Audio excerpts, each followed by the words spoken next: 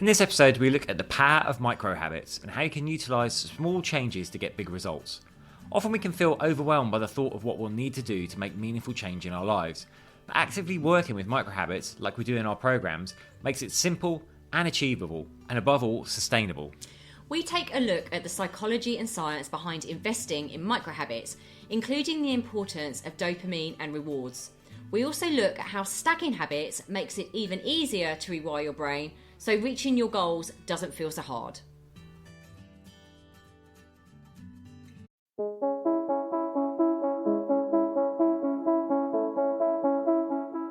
Hi, I'm James Davis. And I'm Claire Davis. We're the Midlife Mentors, here to lift the lid on how to achieve health and happiness. The balanced, no-nonsense way.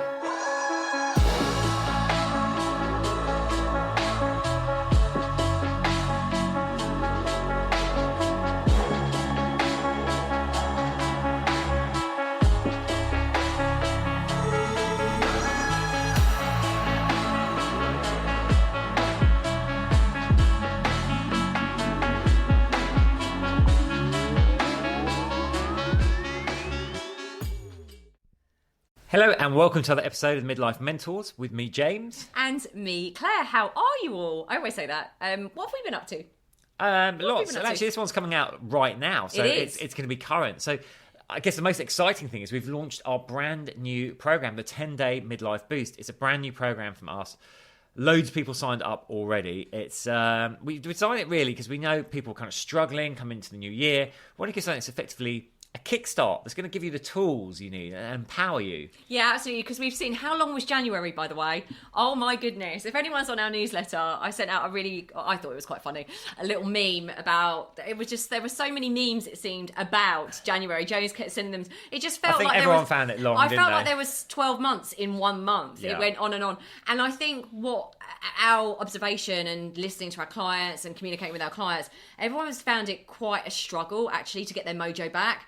So we were like, okay, some people can't always invest 8 weeks in our midlife reset program. So let's create something that's a 10-day boost, little kickstart that packs a massive punch when it comes to results. So if you are struggling out there and you just feel like you're overwhelmed with unhealthy habits, you can't get any traction, you're feeling isolated, lost, feeling uncomfortable in your own skin, just can't get your mojo back, then this 10-day boost is so good. It's going to help you build new habits. It's going to help you get into a movement routine. It's going to help you have a better relationship with your food. It will kickstart some weight loss, absolutely, and put you in a community of like-minded people with us as your mentors. It's really, really amazing. So if you want to know about that, I've got the link in the show notes. And if you go on our website as well, you'll be able to see that that's available on our website now. Do join us. We actually open the doors on the 5th of February. But you don't actually have to start it right at that point. You've got access for 30 days. So it's available now, and we've got loads of people signed up, and it's exciting. Love to see you in there. So we're going to link to that. We're going to talk about today about the power of micro habits and also how you can stack habits. So some of you might be familiar with stacking habits, some of you might not. So we're going to introduce you to those concepts. Because I think, as Claire said, a lot of people seem to be struggling with their motivation. Maybe you made resolutions and they've already fallen by the wayside. Maybe you didn't make any at all.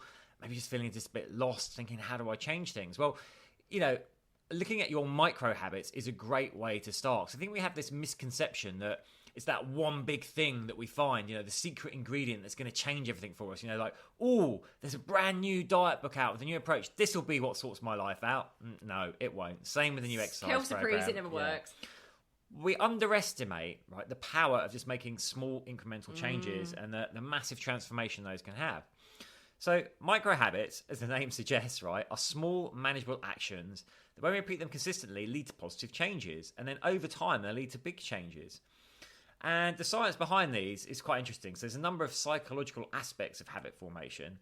And we'll show you how small habits can actually feed in and cause a ripple effect in behaviour. Yeah. So the first is neuroplasticity. Now, of course, our brain is both our software and our hardware. And the interesting thing is when we repeatedly do a behavior, so when we're getting that new habit going, that new micro habit, we actually start to create new synapses, strengthen existing ones, lay down new neural pathways that reinforce that habit. So over time, it'll become unconscious, like brushing our teeth. We don't have to think about that. We just do it. So that's number one, neuroplasticity. And the second one is the old dopamine, the dopamine effect.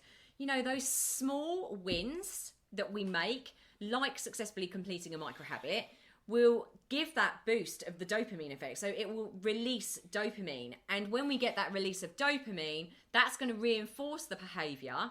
And then in turn, it motivates repetition. So we get that dopamine hit. We want that dopamine hit. So we're going to keep repeating it. So that's another one. Number 3 is... the habit loop. So a habit has 3 parts, right? There's the cue, there's the actual routine, the behavior, and then there's the reward that comes for it. So the cue triggers the behavior, which leads to reward. So when we have a micro habit, we want it to be simple and link it to existing cues or routines. This is taking us into habit stacking, which you can cover. So that the brain starts to associate the routine with a positive outcome, reinforcing the habit loop. So that might be, making the effort to switch your wine for a nice herbal tea in the evening because you want to just cut down your alcohol consumption. Actually getting the reward of drinking that tea and knowing you're doing good, then you get the dopamine hit from doing that, reinforces it. We also have things called keystone habits. So these are small changes or habits that unintentionally lead to development of multiple positive habits. So you get like a ripple effect going through your overall lifestyle. So something like getting up and drinking like a massive glass of water as soon as you wake up is going to hydrate you better for the day. So you're going to have better energy levels, better focus. So that's an example of like a tiny micro habit. It's not hard. Get up, drink a big glass of water, having this ripple effect. So if we can get lots of these little micro habits going, we're going to get great effects through our life. And also, another thing is behavioural consistency and identity. So we connect these micro habits to our identity. So as those micro habits become consistent over time, they contribute to the formation of a new self-identity. Like the brain tends to align behaviour with self-perception. So when those micro habits are part of one's identity, they're more likely to be maintained. So like what those habits basically become part of us. It's like that whole unconscious, how we go out in the world, it becomes unconscious, and so that becomes our self-identity. Exactly that. So those are kind of psychological aspects that I personally find quite interesting around habit forming. We love all this geeky we do. stuff. Now there's a habit myth. They say it takes a minimum of 21 days to form a new habit, but it is a myth, right? It's as we know, yeah. Like if anyone's experienced that, they're like, oh, if I do this for 21 days, but then they're doing it every other day, or they're doing it once a week. There's actually a number of other more important factors, right? And unsurprisingly, it comes down to like how simple or complex the habit is. Yeah, if you've got something really simple, then you're going to learn that and embed it as a habit pretty fast. Then if you'll you're get the consistent. Then you'll get the dopamine hit, the new self-identity. If it's a really complex habit, if you're learning to fly a jumbo jet, that's probably going to take you a while to become habitual to it, right? Not 21 days. So simpler habits form faster than complex ones. There's individual differences as well for behaviour. It depends on our behavioural rewards, but also consistency is a part. Like Claire said, you can't just do something for like 2 minutes for 21 days and go, well, that's it, that's embedded. It's about this constant repetition. So, what are some examples of micro habits that could help you, right? So, and I want to come back to this. The idea of this is, so when we install new habits, we want them to become almost unconscious. So what I mean by that is we want to divorce from the thought or emotion around it. So I'll come back to the cleaning teeth example. We probably all get up and clean our teeth, but we don't think about, do I want to clean my teeth this morning? Oh, do I really want to? Do I enjoy cleaning my teeth? Do I not enjoy cleaning my teeth? So we want to get to the same place with these new habits. So I just get up and I drink water. We want to overrule the thought process. I get up and I do my workout. I get up and I do my stretch. We want to take that kind of emotion and thought out of it, so it is becoming a habit. Can I just say on this, though, on this flip side, it's really interesting how quickly we can lose a habit. So I don't want anyone to beat themselves up, actually, if they have had something in their life that's been embedded in them that they think that they've got completely controlled and completely covered. Because actually, things like, I'm going to go kind of down this route now. Things like addictions, and we can be addicted to anything. It doesn't have to be substances. I mean, alcohol, cheese, sugar, drugs, anything. We can get into the habit of kind of replacing something with those addictive behaviours, and we can go on that route for a long time. But actually, the reality is we still need to be vigilant. And I would say that is a lifelong thing about our habits. They might become automatic, but I would say the small micro ones are probably going to become more like an unconscious habit. The bigger things in our life, those are going to take more focus. I think because I see this a lot with the alcohol-free groups that I'm in, and just some of the work that we've done, it can be very, very easy for life to throw you off. And in times of stress, in times of high stress, that's when it's quite difficult to maintain the habits that you have that are healthy. That's also why it's very, very difficult when you are highly stressed to embed new habits. So one of the things I would say around habit formation that I've read a lot about, and I really understand the psychology around, and I suppose the hormonal effect of being in a stress response. When we're in a stress response and in our life, that's a very difficult time to start building new habits. So that's why micro habits are easier, if that makes sense, because stress makes us go for comfort. Stress makes us want to go for the easy option. So I just wanted to put in there that you can very easily be thrown off your habits. So we need to stay vigilant. And I think that came from my example of last year when I went through that burnout and I didn't go to the gym for quite a few weeks. It was really hard for me to get back in the habit and in the mindset of it being kind of unconscious. It's just part of who I am. It's my self-identity. That kind of got ripped from me through that life experience, but also time out. Yeah, but also it came back fast. Once you did go back to it, it came back fast because the neural pathways are still there. And that's the thing. When we have a habit, we do actually change the brain structure and chemistry, so it will make it easier to go back to it. I just want to clarify something there. I said about divorcing from the emotion and the feeling. Listen, if you really enjoy something, keep emphasizing that. And sometimes when we're doing a new habit, if we're struggling with it, it can be useful to like mentally affirm it. But what I mean about divorcing from thought and emotion is if we let our conscious mind in, this is what I hear from clients all the time. It's like, oh, my alarm went off and then I just lay in bed and I thought I can't face getting out and going to the gym, and then I actually just lay there and I thought about it. So don't think about it.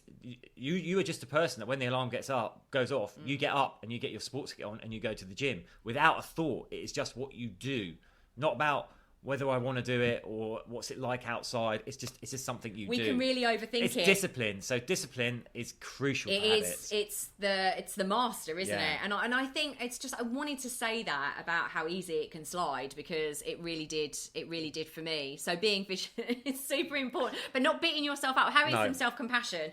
But like James said, it's so important. Like we tend to overthink. And actually, action is the only way you're going to build. It's not thinking about it. It's not waiting for some magical time for some motivation or some self-belief or some self-worth. Actually, all of that stuff comes from just taking the action, getting out of bed, just doing it.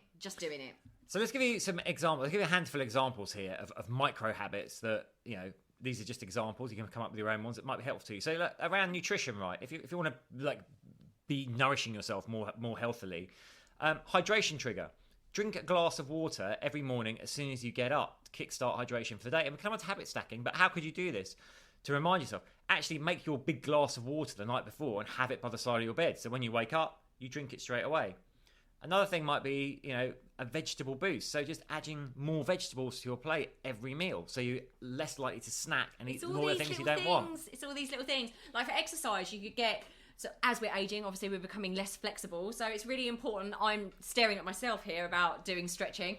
But actually having a morning stretch as part of your routine is really, really helpful to wake the body up actually and start like feeling alive, just getting into your body. So spending 5 minutes doing some simple stretches immediately after you've got out of bed, and you could do that like a little reminder, putting your little mat out somewhere so you almost trip over it, but you don't trip over it as you go to the kitchen to get your glass of water. Just reminding yourself to do that small little micro habit for 5 minutes. Or this is a really easy one, the stair challenge. Opt for the stairs instead of the lift for one floor every day, or actually get off, you know, a bus stop early, or park your car away from work a little bit earlier, or get off a tube stop earlier. You know, and actually walk to the office. So it's those little micro habits that are going to pack a massive punch. Yeah, actually, just on that, the walking further, most of our calorie burn doesn't come from exercise. It comes from what we call non-exercise activity thermogenesis, NEAT.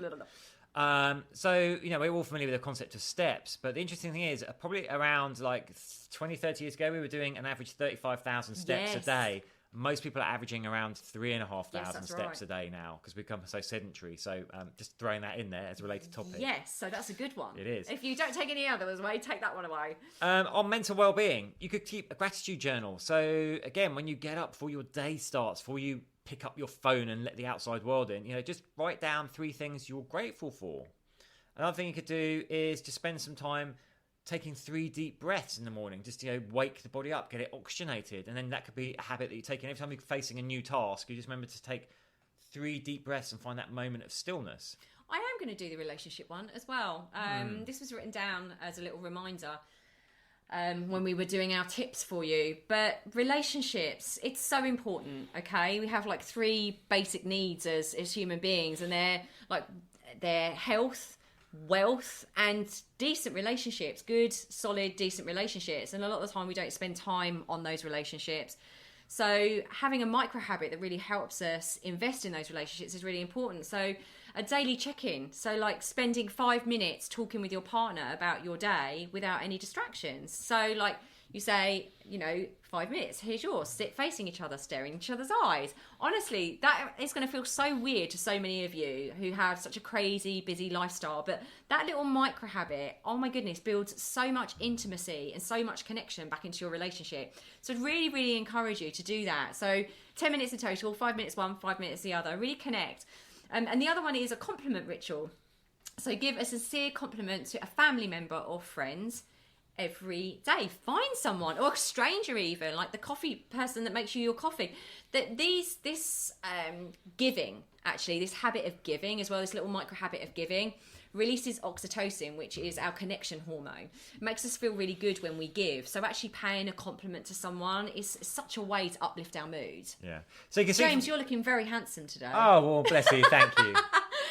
So you can see these habits are they're small. These are what we call them micro habits. They're really easy to incorporate. You're not having to go off, and buy a book about it or plan it. It's just like, whoa, I can easily incorporate that into my day. It becomes so overwhelming, doesn't it? A way you can make it even easier for yourself is by stacking habits. So we call this habit stacking. So what this do is, like the new habit, you tie it to an existing habit. So let's take an example. If you get up in the morning and you go and you make your cup of tea or a cup of coffee, but you want to be more hydrated, then as you're going to the coffee, it's like, right, have the glass out. Remember to have that big glass of water as well. It could be, on the mental side, mindset. As you're cleaning your teeth, you look in the mirror and you say your affirmations to yourself. So you've got the existing habit that you don't have to think about, teeth cleaning. As you do that, it's the trigger for the new habit of saying your affirmations. Well, that's a really important thing. That word trigger, in NLP we work with triggers a lot, and that trigger is the unconscious part, and then it's the reminder, isn't it? The trigger and the reminder to say the affirmations, or to look into your eyes and say, hey, you're doing really well. That's what I do. You're doing really well today. Thank you. But I clean my teeth and I look into my eyes. Again, people find this very, very uncomfortable. I still find this uncomfortable. Looking deep into my eyes and actually just saying mentally to myself, today is a great day. A day of opportunity. All things are good. You're doing brilliantly, and go and smash the day. Like, I'm just kind to myself when I look into my eyes. So that's another one that I do. What's up next for us to talk about? Well, I was going to say, we're going to challenge you, listeners. So, yes. So what are your current daily micro habits? What are your habits that you have? What are the good ones? What are the bad ones? And what new micro habits might you choose now to actually get the results you want in life? Where could you install these tiny little things that will actually make a big impact over time? We'd love you to let us know. So do email us, team at the Midlife Mentors. And then the last thing I want to say about this is track them yes. and celebrate your successes. It comes back that human beings are addicted to dopamine. So we want to celebrate successes. If you've got a little tick box like, oh, I have my big glass of water, maybe you've got it on the fridge sticker or something, you've ticked it off every day. You're like, wow, I've done it. It sounds silly, but even ticking off a list gives us that dopamine. Well, I lift. have first-hand knowledge of this when I did 75 Hard, which I feel like I should do an entire podcast on, because even though I thought it was the best thing, best thing that since sliced bread whilst I was doing it, looking back now, it was not the best. But anyway, the whole concept actually is about discipline. I'm a pretty disciplined person anyway, so goodness knows what I was thinking, trying to prove something to myself by being even more disciplined by doing 75 Hard and making myself ill. But that's a side subject. The actual act and the discipline of ticking everything off in that little app that I had every single evening was my celebration of success. And what James is saying there, actually have something visual. We get that dopamine hit from going, well done, you tick that. We're like little children, or like to our dogs, well done. Tick it off, tick it off, tick it off, tick it off. And we feel good about ourselves. So yeah, like James said, that's a really, really good idea. And celebrate those little wins, celebrate those successes. Honestly, this is the stuff that makes all the massive difference. James said at the beginning, we make change so difficult. We make such a big deal out of it because we expect ourselves to make such huge changes, have these huge epiphanies, make this massive drastic change. It just ain't ever going to happen. That's not my experience. I don't think it's many people's experience. They need to be small little habits. Don't overwhelm yourself. Take one at a time if you need to. One at a time. Get that nailed and then have that success. Get that dopamine hit. Feel good about yourself and move on to the next one. Exactly. This is exactly how we do it in our programs, because we're delivering an app. You just get drip fed this constant reminders like to do this habit, do this habit, do this habit. Over time, the results are massive from just making these micro changes. Well, it's that unconscious level of learning. I think that's what all of our clients say about our program and what you're going to get on our 10-day boost. We're giving you access to our app, which we don't normally do. We only give people our access to our app on our 8-week midlife reset. But people say all the time, it's that conscious learning, basically, of ticking these things off, being reminded, not being overwhelmed, but just these small things that we know pack a massive punch when it comes to changing your behaviour. This is a behaviour change that means it's sustainable. We can all do these individual isolated things for a short amount of time, but they're not going to stay with you, because it's not integrated, and we're integrating behaviour change so you can sustain it and you have the toolkit for life, for mind, body and soul. So we hope you found that useful. We hope you have a clear understanding of micro habits and habit stacking, and we would love to hear what your new micro habits are. So we get emails. We get emails from you, and we absolutely love them. And please do remember to share this podcast, to subscribe to this podcast, to rate this podcast, give us a lovely review. If you enjoy listening, we love doing this for you. This comes from such a passion of ours, such a mission, so from our heart space. So one thing we would ask from you is just share your experience of listening, and thank you for being here. We love you all loads, and we'll catch up with you next week. See you next time.